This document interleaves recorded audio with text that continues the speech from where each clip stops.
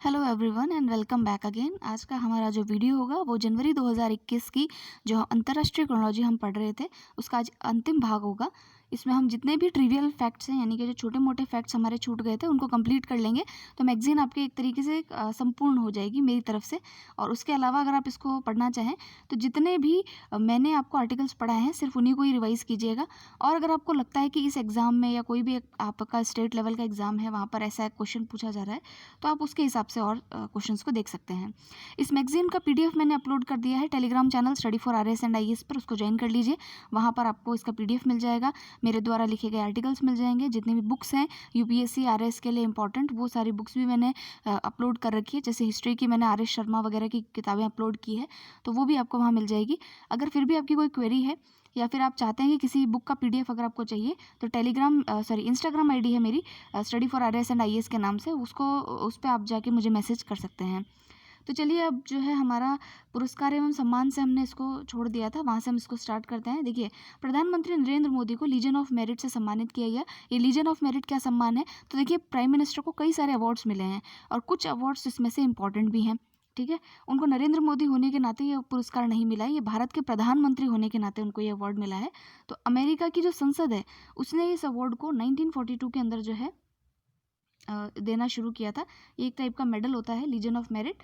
तो ये अमेरिकी सेना, विदेशी सैन्य सदस्यों और उन राजनीतिक हस्तियों को प्रदान किया जाता है जिन्होंने उत्कृष्ट सेवाओं और उपलब्धियों के प्रदर्शन में असाधारण और सराहनीय आचरण जो है वो प्रदर्शित किया हो। और सर्वोच्च सैन्य पदकों में से भी ये जो है एक पदक माना जाता है। ठीक है, तो हमारी तरफ से जो है इस अवार्ड को हमारे जो है क्या कहते हैं, भारत के जो राजदूत हैं तरणजीत सिंह संधू, उन्होंने इसको स्वीकार किया है। अब देखिए, प्रधानमंत्री को और भी कई सारे अवार्ड्स जो हैं वो दिए गए हैं। जैसे कि 2014 के अंदर उनको ऑर्डर ऑफ अब्दुल अजीज़ अल साद ये अवार्ड दिया गया था। ये सऊदी अरब का सर्वोच्च नागरिक सम्मान है। सेकंड है स्टेट ऑर्डर ऑफ गाजी आमिर अमानुल्लाह खान, ये अफगानिस्तान का अवार्ड है सर्वोच्च नागरिक सम्मान का।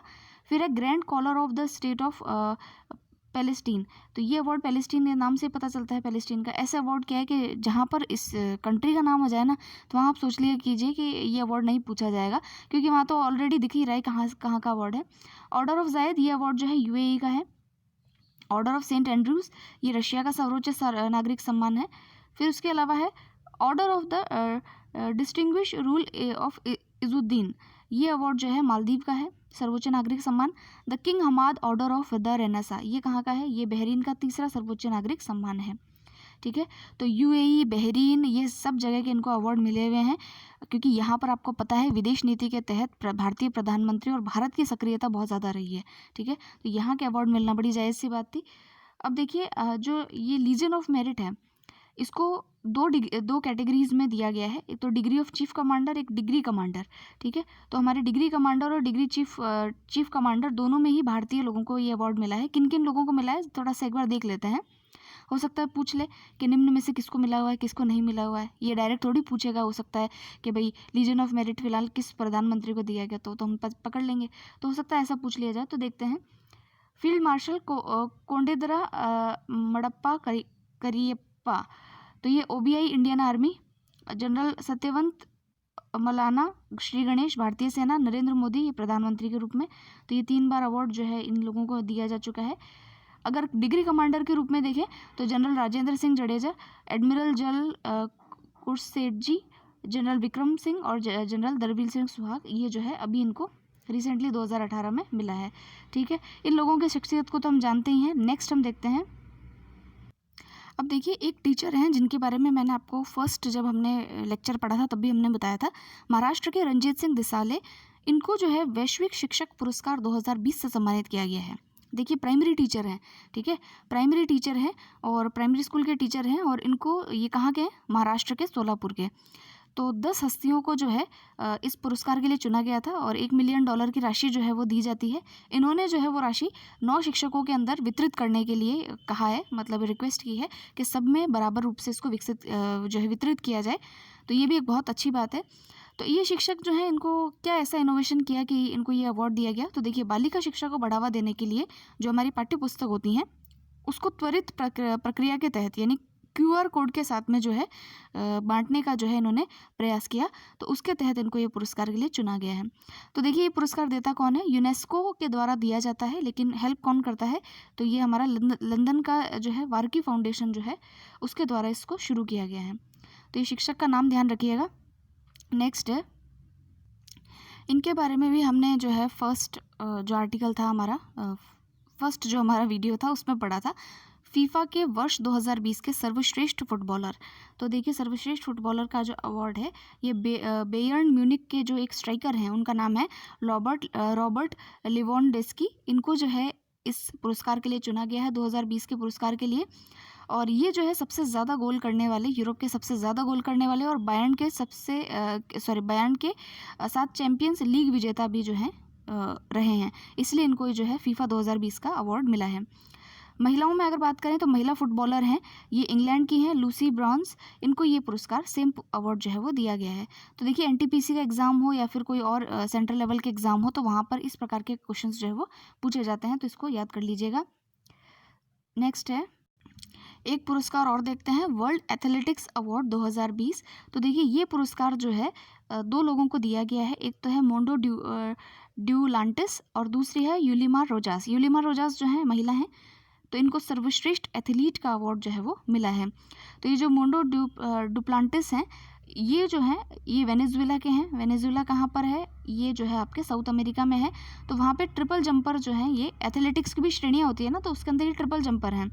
और यूलिमार रोजास जो हैं वो आपकी जो है ये जो है क्या कहते हैं उसको, ट्रिपल जंपर हैं, यहाँ पे लिखा है इनका, हाँ ये जो है ट्रिपल जैप इंडोर में जो है विश्व रिकॉर्ड धारक हैं। ये जंप होता है ना उसमें भी रिकॉर्ड धारक हैं, तो इनका नाम थोड़ा ध्यान रखिएगा, हो सकता है पूछ लिया जाए। नेक्स्ट है हमारा तीसरा रविंद्रनाथ टैगोर साहित्यिक पुरस्कार। तो ये तीसरा जो है पुरस्कार है, लेकिन आप जानते हैं अगर तीसरा है तो इसकी स्थापना कब हुई थी, 2018 में। ठीक है, 2020 में मिला है तो 18, 19 और 20, तो ये तीसरा अवार्ड है। तो इसकी स्थापना 2018 के अंदर अमेरिका के एक प्रकाशक हैं जिनका नाम है पीटर वुंडालो। उन्होंने विश्व शांति, साहित्य, कला, शिक्षा और मानवाधिकारों के मंच के तौर पर जो है इसकी स्थापना की थी। ठीक है, 2019 के अंदर जो है इस पुरस्कार को दिया गया राणा दास गुप्ता को, और उनका उपन्यास था सोलो। उपन्यास याद ना भी रहे थोड़ा बहुत ये ध्यान रखिएगा कि कब शुरुआत की गई। और अभी जो ये पुरस्कार किसको दिया गया, तो अभी जो पुरस्कार है ये इंडियन एक्सप्रेस के जो चीफ है, इंडियन एक्सप्रेस न्यूज़पेपर है उसके जो चीफ एडिटर हैं और लेखक है जिनका नाम है राज कमल झा, उनको ये प्रदान किया गया है। उनका एक उपन्यास है, नोवेल है जिसका नाम है द सिटी एंड द सी, उसके लिए ये पुरस्कार उनको दिया गया है। सिंपल सी इतनी सी बात ध्यान रखनी है। अब आगे चलते हैं, ये अवार्ड है युवा गणितज्ञों को रामानुजन पुरस्कार। रामानुजन के बारे में आप जानते होंगे, मैंने बताया भी था। रामानुजन भारत से गणितज्ञ थे और इन्होंने जो है विदेश की यूनिवर्सिटी में जाकर के जो है इनको इनवाइट किया गया था और इन्होंने एक जो है रिसर्च अपनी जो है रामानुजन नंबर भी दिया था। तो रामानुजन नंबर क्या है वो आप मुझे बताएंगे कमेंट सेक्शन में। इनके ऊपर एक फिल्म बनी थी जो कि किसी यूरोपियन ने बनाई थी जिसका नाम था the man who knew the infinity. The man who knew infinity. ठीक है, ये जो बुक है, ये जो मूवी है, ठीक है, ये किसी यूरोपियन ने किसी भारतीय के ऊपर बनाई, इसीलिए काफ़ी चर्चा में रही थी। इसीलिए आप देखेंगे कि 2016 या 17 वाला जो 16 वाला यूपीएससी का जो पेपर था, सॉरी 15 वाला 2015 का यूपीएससी का प्रीलिम्स का जो पेपर था उसके अंदर यही पूछ लिया गया कि the man who knew the infinity ये किताब किस व्यक्ति के ऊपर, ये जो फिल्म है ये किस व्यक्ति के ऊपर जो है बनाई गई है। ठीक है, तो ये बहुत ही कहते हैं ना इन चीज़ों के बारे में भी आपको जो है थोड़ी जनरल अवेयरनेस रखनी चाहिए। अब देखिए ये जो पुरस्कार है ये मिला है ब्राज़ील की एक गणितज्ञ है जिनका नाम है डॉक्टर कैरोलिना अरूजो। ठीक है, इन्होंने क्या काम किया है, तो देखिए ये जो है जितनी भी महिलाएं हैं उनको मैथमेटिक्स के प्रति जो है उनको जो है आकर्षित किया जाए या उनको इंटरेस्ट पैदा किया जाए, उसके क्षेत्र में ये काम कर रही हैं, इसलिए ये अवार्ड इनको दिया गया है। और ये पुरस्कार जो है एल्जेब्रिक ज्योमेट्री में उत्कृष्ट कार्य करने के लिए, बीजगणितीय ज्यामिति इसके क्षेत्र में कार्य करने के लिए जो है इनको दिया गया है। ये पुरस्कार देता कौन है, तो देखिए भारत में जो है हमारी विज्ञान और प्रौद्योगिकी विभाग जो होता है, department of science and technology, उसके द्वारा जो है ये अवार्ड दिया जाता है। तो अब देखिए भारत सरकार के विज्ञान और प्रौद्योगिकी विभाग द्वारा वित्त पोषित ये पुरस्कार एक विकासशील देश के एक शोधार्थी को प्रतिवर्ष international centre for theoretical physics, ठीक है, और अंतर्राष्ट्रीय गणितीय संघ के सहयोग से जो है इसको दिया जाता है। तो इसको थोड़ा सा ध्यान में रखेंगे। नेक्स्ट जो हमारा आर्टिकल है उसमें हो सकता है ये अवार्ड आपसे ना पूछा जाए, लेकिन फिर भी एक जो रतन टाटा हैं उनके बारे में आपको पता होना चाहिए कि एक बहुत बड़े जो इंडस्ट्रियलिस्ट हैं। टाटा टीसीएस का नाम तो आपने सुना ही है। तो देखिए इनको अब जो अवार्ड दिया जा रहा है वो है global visionary of sustainable business और शांति पुरस्कार। इससे जो है इनको अवार्ड ये दिया जा रहा है। ये अवार्ड जो है आपको federation of Indo Israel chamber of commerce, ये अवार्ड जो है इनके द्वारा दिया जाता है और हमारे रतन टाटा जी को जो है ये अवार्ड मिलेगा। तो जो है इसके पहले इनको जो है पद्म भूषण और पद्म विभूषण अवार्ड जो है सिविलियन अवार्ड सेकंड दो जो हमारे सिविलियन अवार्ड्स है वो भी इनको मिल चुके हैं। नेक्स्ट देखिए UNESCO Asia Pacific awards for cultural heritage conservation. UNESCO के बारे में आप जानते हैं। अब यूनेस्को का हेडक्वार्टर कहाँ है ये आप मुझे बताएंगे कमेंट सेक्शन में, ठीक है, क्योंकि मैं कई बार जितनी मैगजीन पढ़ाती हूँ हमेशा सबके हेडक्वार्टर्स पहले बोलती हूँ, तो आप बताएंगे कि यूनेस्को का हेडक्वार्टर कहाँ पर है। ठीक, तो अब देखिए भारत ने इस कैटेगरी में 4 अवार्ड्स जीते हैं, यानी एशिया पैसिफिक रीजन के अंदर जो कल्चरल हेरिटेज है उसके जो सांस्कृतिक हमारे केंद्र हैं उसके कंजर्वेशन के लिए यानी कि उसके संरक्षण के लिए जो अवार्ड्स मिले हैं उसमें 4 अवार्ड्स भारत को भी मिले हैं। देख लेते हैं किस किस कैटेगरी में है। देखिए सतत विकास के लिए विशेष पहचान बनाने के क्षेत्र में जो हमारा जो है सुंदर नर्सरी नई दिल्ली की, उसको जो है ये अवार्ड मिला है। औरों को क्या मिला है वो मत देखिए आप, क्योंकि वो याद नहीं रहेंगे। विशिष्टता पुरस्कार अगर हम देखें तो विशिष्टता के अंदर जो है हमारा गुरुवयूर मंदिर जो है त्रिशूर का, ये इसको एक अवार्ड मिला है। तो अब देखिए चर्चा में आ चुका है, ये मंदिर चर्चा में आ चुका है, हो सकता है इसके ऊपर कोई क्वेश्चन आ जाए। योग्यता के अगर देखें तो योग्यता के अंदर जो हमारा अमर सिंह कॉलेज है श्रीनगर जम्मू कश्मीर का, उसको ये मिला है। यह कश्मीर में सांस्कृतिक विरासत को दिया जाने वाला पहला अंतर्राष्ट्रीय पुरस्कार है। फिर देखिए हेरिटेज संदर्भों में नए डिज़ाइन के लिए पुरस्कार, तो इसके अंदर हमको नहीं मिला। फिर है अवार्ड ऑफ एक्सीलेंस, तो सुंदर नर्सरी नई दिल्ली, इसको हमने पढ़ लिया है। तो देखिए 4 जो जगह हैं यहाँ देख लीजिए आप, सुंदर नर्सरी श्रीनगर जम्मू कश्मीर का अमर सिंह कॉलेज, मुंबई की मालाबरी ऑल बिल्डिंग और सेवा सदन सोसाइटी, और केरल के त्रिशूर में गुरुवार मंदिर में क्या लिखा है कुटुम्बलम जो है वो इनको जो है विरासत स्थलों में शामिल किया गया है। तो इनके थोड़े नाम ध्यान में रखेंगे। फिर है तो देखिए नेक्स्ट अवार्ड है young champions of the earth, यानी कि ये जो अवार्ड है ये यूएनईपी के द्वारा दिया जाता है, यूनाइटेड नेशन एनवायरनमेंट प्रोग्राम। इसके द्वारा ये पुरस्कार 18 से 30 साल के जो भी यंग उद्यमी होते हैं जो कि इन्वायरमेंट फ्रेंडली अगर कोई काम करते हैं उनको ये पुरस्कार दिया जाता है। तो इस साल ये पुरस्कार जो है कई लोगों को दिया गया है, उसमें एक भारत के व्यक्ति भी शामिल हैं जिसका नाम है विद्युत मोहन। ठीक है, ये भारतीय उद्यमी है और इन्होंने एक कंपनी की स्थापना की जिसका नाम है टेकाचार। ठीक है, तो ये जो कंपनी है ये जितने भी हमारे किसान होते हैं उनको अपशिष्ट आप समझते हैं जिसको हम स्टबल बर्निंग कहते हैं, स्टबल पराली का नाम तो सुना ही है हमने, तो उसको नहीं जलाने का जो है अपशिष्ट नहीं जलाने के लिए समझाया तथा इन अपशिष्टों का इस्तेमाल करते हुए अतिरिक्त आमदनी के उपाय भी उन्होंने सुझाए हैं, इसीलिए ये पुरस्कार इनको इस बार दिया गया है। और किसको मिला है ये हमें याद रखने की जरूरत नहीं है, बस इतना पता होना चाहिए भारतीय किस व्यक्ति को ये पुरस्कार मिला है। तो देखिए ये जो पुरस्कार है 2017 में ही स्टार्ट किया गया है और 18 से 30 वर्ष के जो लोग हैं उनको ये पुरस्कार दिया जाता है, बस इतना ध्यान में रखना है। तो देखिए शेख मुजीबुर रहमान के नाम पर अंतर्राष्ट्रीय पुरस्कार जो है उसकी घोषणा की है यूनेस्को ने। आप जानते हैं कि जो है इनका जो जन्म दिवस है उसको सेंटेनरी वर्ष के रूप में यानी कि 100 साल जो हो गए हैं उसके वर्ष में मनाने के लिए जो है बांग्लादेश की जो सरकार है उसको जो है मनाएगी। उसके अलावा देखिए कि जो बांग्लादेश की स्वतंत्रता थी उसमें सबसे बड़ा योगदान इन्हीं का था, इसलिए इनको फादर ऑफ बांग्लादेश जो है वो कहा जाता है, बांग्लादेश का राष्ट्रपिता इनको कहा जाता है शेख मुजीबुर रहमान को। और इन्होंने जो है एक पार्टी की स्थापना की थी जिसका नाम था आवामी लीग, और हम कहते हैं कि वहाँ के जो कह सकते हैं कि वहाँ के जो है वहाँ की जो पॉलिटिक्स है उसमें देखिए कि पहले प्रेसिडेंट जो है वो यही थे कहाँ के, बांग्लादेश के, और फर्स्ट प्राइम मिनिस्टर भी यही थे। 1975 में इनका असैसिनेशन हो गया था। असैसिनेशन का मतलब है कि इनकी हत्या कर दी गई थी। ठीक है, तो ये हमने पढ़ लिया है। नेक्स्ट है एक पुरस्कार और इम्पॉर्टेंट है अंतर्राष्ट्रीय राजा भूमिबोल विश्व मृदा दिवस पुरस्कार। ठीक है, ये पुरस्कार जो है आपके FAO जिसका कि हेडक्वार्टर रोम में है, food and agriculture organization FAO, इसका जो हेडक्वार्टर है वो रोम में है, वहाँ ये प्रतिवर्ष ये पुरस्कार दिया जाता है। तो ये पुरस्कार इसके द्वारा दिया जाएगा। और ये पुरस्कार किसको मिलेगा, तो ये पुरस्कार जो है ICAR को दिया जाएगा। नाम क्या है पुरस्कार का, तो है किंग भूमि बोल वर्ल्ड सॉइल डे अवार्ड। ठीक है, ये पुरस्कार जो है हमारे ICAR को दिया जाएगा। नेक्स्ट है गीतांजलि राव, टाइम पत्रिका की पहली किड ऑफ द ईयर। इनके बारे में तो हमने पढ़ा ही था। तो ये 15 साल की हैं और इनको अपने इनोवेशन के लिए जो है टाइम ने अपने कवर पेज पे जगह दी है। तो टाइम से kid of the year award जो है इनको मिला है। और ये जो है ये खिताब इनको क्यों मिला है, तो ये खिताब दूषित पानी और साइबर बुलिंग जैसे अहम मुद्दों पर काम करने के लिए जो है इनको दिया गया है। ठीक है, और ये है कहाँ की, ये इसमें नहीं लिखा है।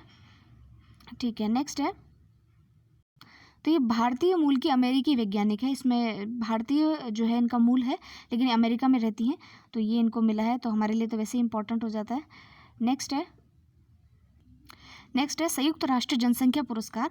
तो ये United Nations for population activities के द्वारा जो है ये पुरस्कार दिया जाता है। ये पुरस्कार जो है अभी भूटान की जो रानी है मदर, इनका नाम देख लीजिएगा, ग्लास्यूम संगे चोडेन वांगचुक, इनको जो है व्यक्तिगत श्रेणी में वर्ष 2020 के लिए पुरस्कार जो है वो दिया गया है।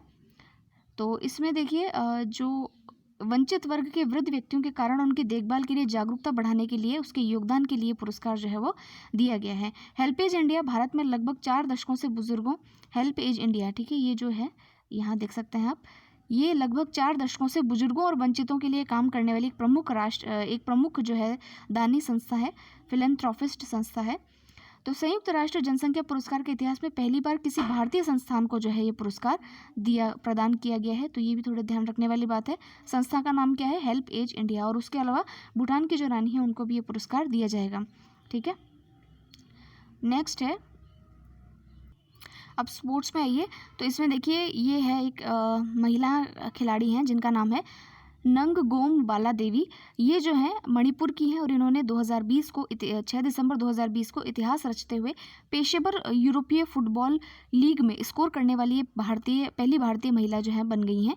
इन्होंने रेंजर्स फुटबॉल क्लब के लिए मदरवेल फुटबॉल क्लब के खिलाफ जो है गोल किया था। और बाला देवी भारत की राष्ट्रीय महिला फुटबॉल टीम में फॉरवर्ड के रूप में जो है ये खेलती हैं। तो ये जो है इसके बारे में ध्यान रखिएगा, चर्चित हो चुकी हैं। हमारे RS का अगर आप मेंस का सिलेबस देखेंगे तो उसके अंदर हमको खेल और खिलाड़ियों के बारे में पढ़ना होता है। और इस बार अगर आप पेपर देखेंगे 2018 का, तो ऐसे खिलाड़ी उठा के पूछे हैं जिनके बारे में दूर दूर तक अता पता भी नहीं लगता है। तो इसलिए कुछ इस टाइप के अगर खिलाड़ी हों जो चर्चा में रहे हों भारत के, तो उनको आप नोट डाउन कर लीजिएगा। अब जो न्यूज़ है वो काफ़ी इंपॉर्टेंट है।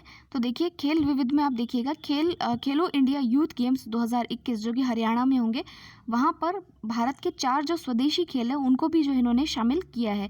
कौन कौन से 4 खेल हैं, तो एक है कलारी पेयत्तू, दूसरा है मलखांब, तीसरा है गतका और चौथा है थांग ता। इन 4 खेलों को भी जो है राष्ट्रीय स्तर पर जो है इनको पहचान दिलाने के लिए इनको भी इसमें इंक्लूड इस बार किया गया है। तो देखिए इनके बारे में कुछ न्यूज़ हैं। कलारीपयत्तु दुनिया का प्राचीनतम सर्वाधिक वैज्ञानिक युद्ध कला है, जिसको मार्शल आर्ट आप कहते हैं, के रूप में जानी जाने वाली कलारीपयत्तु का विकास केरल में हुआ था। ठीक है, केरल के अंदर एक जो है महिला है, काफ़ी वृद्ध है वो, और अभी भी कलारीपयत्तु सिखाती हैं। आप चाहें तो यूट्यूब पर उनका जो है वीडियो देख सकते हैं।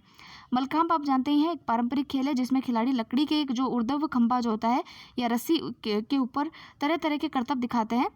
इसमें प्रयुक्त खंभ को मलखांब भी कहा जाता है। मलखांब का आयोजन मध्य प्रदेश और महाराष्ट्र में किया जाता है। इसको भी आप यूट्यूब पे देखिएगा। गतका जो है इसको पंजाब का परंपरागत मार्शल आर्ट रूप माना जाता है। ये निहंग सिख योद्धाओं की पारंपरिक युद्ध शैली है। इसका इस्तेमाल आत्मरक्षा के साथ साथ खेल के रूप में भी किया जाता है। थांग ता क्या है, यह मणिपुर की एक मार्शल आर्ट है जो पिछले कुछ दशकों के दौरान लुप्त होती जा रही है, लेकिन खेलो इंडिया यूथ गेम्स 2021 की मदद से इसे एक बार फिर राष्ट्रीय पहचान जो है वो मिलेगी। थांग ता का अर्थ होता है तलवार और ता का अर्थ होता है भाला। ठीक है, तो इनके नाम आप थोड़े ध्यान में रखिएगा। नेक्स्ट है पेरिस ओलंपिक में शामिल होगा ब्रेक डांस। तो देखिए अंतर्राष्ट्रीय ओलंपिक समिति जो है उसने ब्रेक डांस को आधिकारिक तौर पर जो है ओलंपिक खेल का दर्जा जो है वो प्रदान किया है। तो इस बार जो है ब्रेक डांस जो है जिसका कि प्रतिस्पर्धात्मक युग यानी कॉम्पिटिटिव जो रूप होता है उसको जो है इसमें शामिल किया गया है। तो इसको थोड़ा सा ध्यान में रखेंगे। फिर नेक्स्ट है देखिए हिप हॉप जो संस्कृति है के प्रमुख प्रारूप के रूप में ब्रेक डांसिंग की शुरुआत 1970 के दशक में अमेरिका में हुई थी। तो ये ब्रेक डांसिंग के लिए तो माइकल जैक्सन को भी जाना जाता है। नेक्स्ट है हमारा 2030 में कतर और 2034 में सऊदी अरब एशियाई खेलों की जो है वो मेज़बानी करेंगे।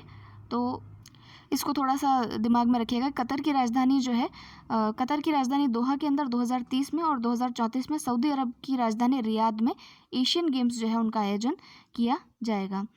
फिर नेक्स्ट है हमारे लिए, तो देखिए लेफ्टिनेंट जनरल राजीव चौधरी जो है उनको हम अपॉइंटमेंट्स के बारे में यानी नियुक्तियों के बारे में अब पढ़ रहे हैं। तो पहली नियुक्ति देखिए जो इंपॉर्टेंट है, लेफ्टिनेंट जनरल राजीव चौधरी जो हैं उनको बीआरओ यानी कि सीमा सड़क संगठन, इसका जो है 27वां महानिदेशक जो है वो नियुक्त किया गया है। इनको आपको ध्यान में रखना है। फिर नेक्स्ट है उत्पल सिंह। ये उत्पल सिंह कौन है? तो देखिए इनको जो है हमारे ये वरिष्ठ एक IAS अधिकारी हैं और इनको लोकसभा अध्यक्ष ओम बिरला ने जो है लोकसभा सचिवालय जो सेक्रेटरीट होता है लोकसभा का, उसका महासचिव जो है वो नियुक्त किया है। इस पद पर पहले कौन थे? तो पहले थी श्रीमती स्नेहलता, उनका स्थान इन्होंने अभी लिया है। ठीक है, तो अगर देखा जाए तो उल्लेखनीय है कि VS रमा देवी राज्यसभा की पहली महिला महासचिव थी। तो ये देखिए राज्यसभा और लोकसभा जो होते हैं इनके अलग अलग जो है सेक्रेटरीट हुआ करते हैं, जहाँ से कि सेक्रेटरीट का अर्थ क्या होता है? जहाँ से कि प्रशासनिक कार्य किया जाता है, एडमिनिस्ट्रेटिव वर्क किया जाता है। और इसका जो हेड होता है वो कौन होता है? वो आपका एक IAS अधिकारी होता है। जैसे राजस्थान में अगर हम बात करें तो यहाँ पर भी एक सचिवालय है। सचिवालय में जो चीफ सेक्रेटरी होता है वो एक IAS ऑफिसर होता है, उसको चीफ मिनिस्टर जो है नियुक्त करते हैं और वो जो है जितने भी प्रशासनिक कार्य होते हैं वो उनके द्वारा किए जाते हैं। तो राजस्थान के अभी चीफ सेक्रेटरी कौन है? अब ये क्वेश्चन बनता है, ये आप मुझे बताएंगे कमेंट सेक्शन में। तो देखिए लोकसभा का जो महासचिव होता है, लोकसभा सचिवालय का प्रशासनिक प्रमुख होता है, वह लोकसभा अध्यक्ष के द्वारा नियुक्त किया जाता है। महासचिव का पद भारत सरकार में कैबिनेट सचिव का पद है, जो भारत सरकार के सबसे वरिष्ठ सिविल सेवक का है। जो सबसे वरिष्ठ सिविल सेवक होता है उसी को ये पद जो है वो मिलता है, कैबिनेट सेक्रेटरीट का। पहले लोकसभा महासचिव कौन है? तो MN कौल रहे हैं। नेक्स्ट है एक, इसमें देखिए अनिल सोनी, भारतीय मूल के प्रसिद्ध स्वास्थ्य विशेषज्ञ, इनको WHO फाउंडेशन के पहले CEO के रूप में जो है वो नियुक्त किया गया है। ठीक है, तो ये 2021 से अपना कार्य ग्रहण करेंगे वो तो छोड़िए, लेकिन ये इंपॉर्टेंट है कि WHO फाउंडेशन के द्वारा जो है पहले जो है CEO जो है इनको नियुक्त किया गया है। तो देखिए विश्व स्वास्थ्य संगठन ने कोरोना संकट के बीच मई 2020 में विश्व स्वास्थ्य संगठन फाउंडेशन की शुरुआत की थी। इसका मुख्यालय भी स्विट्जरलैंड में है, जिनेवा स्विट्जरलैंड में है। ठीक है, नेक्स्ट है ये जेना वोल्ड्रिस जो हैं इनको वर्ल्ड स्क्वैश फेडरेशन, स्क्वैश एक गेम होता है, तो स्क्वैश फेडरेशन की जो है नई अध्यक्ष के रूप में इनको चुना गया है। थोड़ा नाम ध्यान रखिएगा। धर्मपाल गुलाटी जी के बारे में आपने पढ़ा होगा, तो ये जानते हैं आप MDH यानी कि जो मसाले आते हैं उसके जो मसाला किंग के नाम से मशहूर थे, हाल ही में इनका जो है निधन हो गया है। तो ये भी काफ़ी इंपॉर्टेंट व्यक्ति रहे हैं। नेक्स्ट है हमारा उस्ताद देबू के बारे में। उस्ताद देबू जो है इन्होंने एक अनोखी नृत्य शैली जो है उसको प्रस्तुत किया था। तो कौन से नृत्य शैली को मिलाकर किया था? तो कथक और कथकली। कथक नॉर्थ इंडिया में बहुत फेमस है, तो कथक और कथकली को मिला करके जो है इन्होंने एक नई नृत्य शैली बनाई थी। ठीक है, तो उन्होंने परंपरागत एवं आधुनिक शैली को मिलाकर नृत्य की एक नई विधा तैयार की थी। तो इसीलिए इस परिप्रेक्ष्य में जो है इनको पद्मश्री पुरस्कार भी मिला है और संगीत नाटक अकादमी पुरस्कार भी मिला है, जो कि हालांकि अभी जो ये दिवंगत हो चुके हैं। अब कुछ चर्चित व्यक्तियों के बारे में पढ़ते हैं। तो देखिए कुलदीप हांडू जो हैं इनको वुशु एसोसिएशन ऑफ इंडिया के मुख्य कोच जी रहे हैं और अभी प्रधानमंत्री मोदी के फिट इंडिया की जो पहल है उसमें इनको एम्बेसडर के रूप में नियुक्त किया गया है। तो एम्बेसडर्स के ऊपर क्वेश्चन पूछ लिए जाते हैं, तो फिट इंडिया जो है ये अभी की पहल है, तो ये इंपॉर्टेंट बन जाता है। तो कुलदीप हांडू जो हैं इनको इसका एम्बेसडर जो है वो नियुक्त किया गया है, इसको ध्यान रखना है। तो देखिए इनको जो है पहले द्रोणाचार्य पुरस्कार से भी जो है सम्मानित किया जा चुका है। और नेक्स्ट है हमारे लिए फिट इंडिया पहल जो है ये 29 अगस्त 2020 को फिट इंडिया मूवमेंट की जो शुरुआत है जो है राष्ट्रीय खेल दिवस के पर जो है की गई थी। इसका उद्देश्य देश के हर वर्ग को स्वास्थ्य के प्रति जो है वो सचेत करना था। कुछ इंपॉर्टेंट डेज के बारे में हम पढ़ लेते हैं। देखिए विश्व एड्स दिवस जो है वो कब मनाया जाता है? तो 1 दिसंबर को। अंतर्राष्ट्रीय दिवस दास्ता उन्मूलन दिवस 2 दिसंबर को। नेशनल पॉल्यूशन कंट्रोल, ये इतना इंपॉर्टेंट नहीं है। विश्व कंप्यूटर साक्षरता दिवस, ये याद रखिएगा, 2 दिसंबर को। International day of persons with disabilities, दिव्यांगजन दिवस कब मनाया जाता है? ये इंपॉर्टेंट है, 3 दिसंबर को इसको मनाया जाता है। अंतर्राष्ट्रीय बैंक दिवस, ये 4 दिसंबर को आता है। और नेक्स्ट है हमारा विश्व मृदा दिवस, ये 5 दिसंबर को आता है, ये भी इंपॉर्टेंट है। और नौसेना दिवस जो है वो 4 दिसंबर को मनाया जाता है, ये भी इंपॉर्टेंट है। फिर है देखिए इंडियन नेवी को पहला रॉयल इंडियन नेवी के नाम से जाना जाता था और नौसेना शाखा की स्थापना 1612 में ईस्ट इंडिया कंपनी ने की थी। आप जानते हैं ईस्ट इंडिया कंपनी जो भारत में आई थी उसकी विजय का सबसे महत्वपूर्ण साधन यही था कि उसको जो है समुद्र की रानी कहा जाता था। ठीक है, आज तक भारत में जितने आक्रमण हुए वो कहाँ से हुए? नॉर्थ से हुए, यानी कि जो आपका ये जो दर्रे होते हैं वहाँ से हुए। नॉर्थ वेस्ट जो हमारा पार्ट है वहाँ से हिंदू कुश माउंटेन रेंजेस से हमारे यहाँ पर हमले हुए थे। ये पहला हमला था जो भारत के अंदर जो है, हमला नहीं कह सकते इसको, ये पहला एक तरीके से जो है विदेशी जो आए वो हमारे समुद्र के रास्ते से आए और इन्होंने अपनी जो नेवल सेना है यानी कि नेवी है उसके बल पर ही हमारे देश पर अधिकार कर लिया। ठीक है, तो इसीलिए आप देख लीजिए यहाँ पे। फिर आज़ादी के बाद 26 जनवरी 1950 को इसका नाम बदलकर इंडियन नेवी किया गया था। भारतीय नौसेना का आदर्श वाक्य है शम नो वरुण है, यानी कि इसका अर्थ है जल देवता वरुण हमारे लिए मंगलकारी रहें। यह वाक्य तैत्तिरीय उपनिषद से जो है वो लिया गया है। अभी जो इसके प्रमुख है नेवी के, उनका नाम है एडमिरल करमबीर सिंह। फिर मृदा दिवस मैंने आपको बता दिया है। अंतर्राष्ट्रीय स्वयंसेवक दिवस कब आता है? इंटरनेशनल वॉलंटियर डे, ये आता है 5 दिसंबर को। फिर है ये भी काम का नहीं है, ये भी इतना इम्पोर्टेंट नहीं है। भारतीय नौसेना पनडुब्बी दिवस, ये 8 दिसंबर को। इनके बारे में जानना इतना महत्वपूर्ण नहीं है। हाँ, अंतर्राष्ट्रीय भ्रष्टाचार विरोधी दिवस, ये 9 दिसंबर को आता है। फिर आपका ह्यूमन राइट्स डे यानी कि मानवाधिकार दिवस, तो ये 10 दिसंबर को जो है मनाया जाता है। तो भारत में राष्ट्रीय मानवाधिकार आयोग का गठन 12 अक्टूबर 1993 को हुआ था। इसका गठन मानवाधिकार संरक्षण अधिनियम 1993 के तहत जो है वो किया गया था। अगर आप लक्ष्मीकांत पढ़ेंगे पॉलिटी के तो वहाँ पर तो आपको दोनों के दोनों जो है पढ़ने हैं वैसे ही, तो उनके बारे में भी आप ध्यान में रखेंगे। फिर है आपका इंटरनेशनल माउंटेन डे, तो ये आपका पर्वत दिवस आता है 11 दिसंबर को। जितने याद हो जाएं थोड़े बहुत उतना उस हिसाब से याद कीजिएगा, इंपॉर्टेंट तो याद रखने ही है देखिए, और बाकी जो है एलिमिनेशन मेथड से करेंगे, ये नहीं तो जो बचा है वो इसका सही आंसर होगा, ऐसे करेंगे। फिर है यूनिसेफ की स्थापना दिवस, तो वो है 11 दिसंबर को। तो यूनिसेफ को आप जानते ही हैं, जो क्या कहते हैं, United nation international children emergency fund के नाम से इसको जाना जाता है। और इसका जो है द्वितीय विश्व युद्ध के दौरान तबाह हुए देशों के बच्चों और माताओं को आपातकालीन स्थिति में भोजन और स्वास्थ्य की सेवाएं उपलब्ध कराने के उद्देश्य से इसकी स्थापना 1946 में न्यूयॉर्क में जो है की गई थी। ठीक है, इसका मुख्यालय कहाँ पर है? न्यूयॉर्क सिटी में है, तो ये याद रखना है हमको। और 1965 में यूनिसेफ को जो है शांति का नोबेल पुरस्कार भी दिया जा चुका है। ठीक है, फिर है हमारा राष्ट्रीय ऊर्जा संरक्षण दिवस भारत का, कब आता है? 14 दिसंबर को, ये याद रखना है हमको। विजय दिवस, ये कब आता है? तो देखिए 1971 में भारत पाकिस्तान का जो युद्ध हुआ था उसमें पाकिस्तान सेना के तत्कालीन पूर्वी पाकिस्तान में भारतीय सेना के समक्ष जो उन्होंने समर्पण किया था। इसके साथ ही बांग्लादेश जो है अस्तित्व में आया था। इस युद्ध में भारत की विजय का 49वां जो है विजय दिवस 16 दिसंबर 2020 को मनाया गया। इसलिए जो है 16 दिसंबर क्या है हमारे लिए विजय दिवस के रूप में मनाया जाता है। अल्पसंख्यक अधिकार दिवस, ये कब मनाया जाता है? तो 18 दिसंबर को मनाया जाता है। अंतर्राष्ट्रीय प्रवासी दिवस, ये कब मनाया जाता है? ये भी 18 दिसंबर को मनाया जाता है। राष्ट्रीय किसान दिवस देखिए, तो ये देखिए ये दिवस जो है पूर्व प्रधानमंत्री चौधरी चरण सिंह की जयंती के दिवस पर मनाया जाता है, जो कि 23 दिसंबर को आती है। राष्ट्रीय उपभोक्ता दिवस, ये 24 दिसंबर को मनाया जाता है। और सुशासन दिवस, ये तो आपको पता ही है, अटल बिहारी वाजपेयी जी जो हैं उनके जन्म दिवस पे 25 दिसंबर को इसको मनाया जाता है। ठीक है, फिर है हाँ 25 दिसंबर को मदन मोहन मालवीय जो हैं जिन्होंने BHU की स्थापना की थी, बनारस हिंदू विश्वविद्यालय की, उनका जन्म दिवस भी 25 दिसंबर को आता है, तो थोड़ा ये भी ध्यान में रखिएगा। अब देखिए कुछ बुक्स के बारे में पढ़ लेते हैं। एक तो सोनू सूद के ऊपर एक किताब है जो कि है आई एम नॉट मसीहा। इसके लेखक, सह लेखक और लेखक कौन है? सोनू सूद और मीना के अय्यर। ओ मिज़ोरम, ये किताब है PS श्रीधरन पिल्लई की। तो इसको उपराष्ट्रपति जो हैं उन्होंने जो है वीडियो कॉन्फ्रेंसिंग के माध्यम से इसको इनॉग्रेट किया था। ये अंग्रेज़ी में लिखा गया उनका कविता संग्रह है। अयोध्या नामक पुस्तक लिखी है माधव भंडारी ने। और उसके अलावा है Vajpayee the years that change India, ये शक्ति सिन्हा ने जो है वो पुस्तक ये लिखी है।